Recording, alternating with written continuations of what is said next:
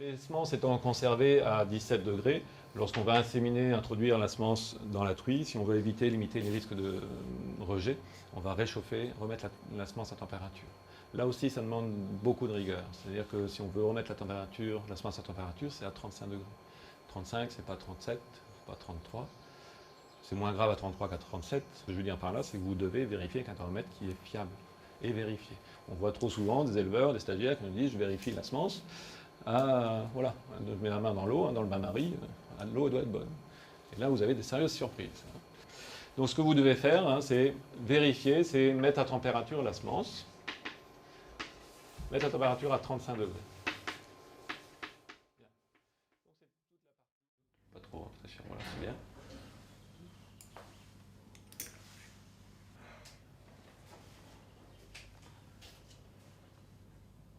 J'arrive pas à bien régler. Reste pas. Toc, toc, et tu mets le couvercle, tu fermes. Hop.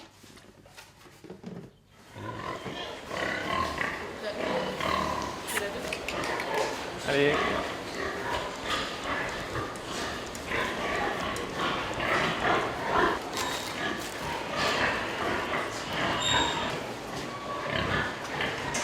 Pas bien vers le haut, voilà. Tu vises, doucement. Ouais. Là.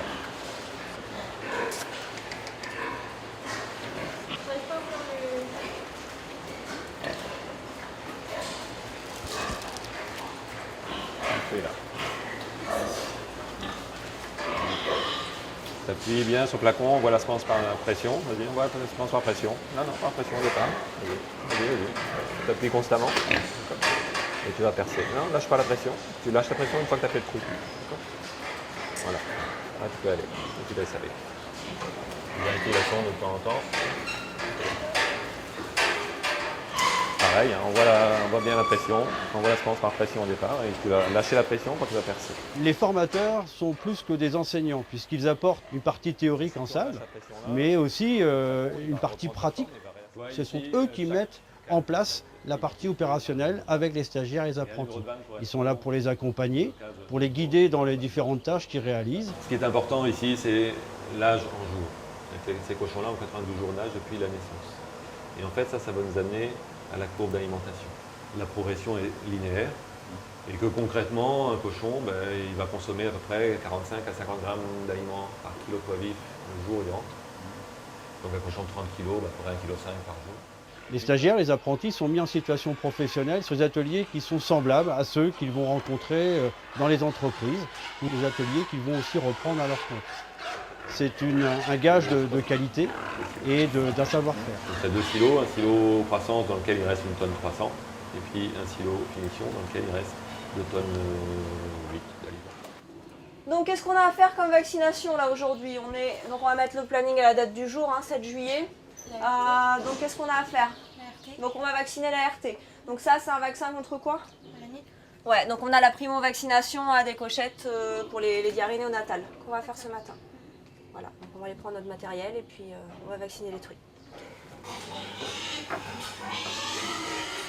Les stagiaires et les apprentis passent entre 120 et 200 heures de temps sur les ateliers, ce qui représente à peu près 30% du temps en formation. Et il faut rajouter en même temps la période en stage ou en apprentissage dans les entreprises.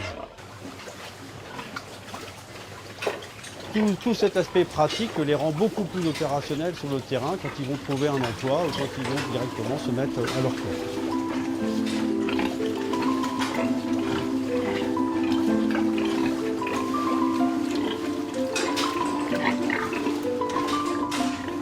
Là, la truie est en train de donner son lait. À quoi vous voyez ça? Elle grogne. Les porcelets ont une tétine, leur tétine, et puis c'est régulier, etc. Ça ne va pas durer longtemps. Ça va durer 30 secondes, 1 minute, ça. La tétée, elle dure 4-5 minutes. Et c'est pour garder ça à l'esprit. Et il faut vous repériez ces comportements-là. Il faut savoir, est-ce que tous les porcelets ont une tétine ou pas? Est-ce qu'ils se battent ou pas? Et puis, regardez, quel est l'intrus là-dedans? Est-ce qu'il y a des intrus pour vous? Oui, il y a des intrus. Alors les intrus, entre guillemets, c'est ceux qui dépareillent, soit les trop gros, soit les trop petits. Au niveau adoption, comment on s'y prend? L'idée, c'est de mettre le porcelet sous la tétine qui lui convient le mieux. Bon. Les meilleurs truies pour les petits porcelets, en fait la difficulté c'est les petits porcelets. La meilleure truie pour les petits porcelets c'est qui? C'est quoi? Pour vous. Ouais. Les truies qui ont des petites tétines, c'est des truies jeunes, deuxième, troisième portée, qui ont des petites tétines. Bon, ça c'est une cochette. Hein, bon, c'est une bonne truie, ça donne bien son lait, mais là on la gêne. Hein. On sent bien que. Donc on va laisser faire, mais on a des petits à prendre. Alors, à qui on a une truie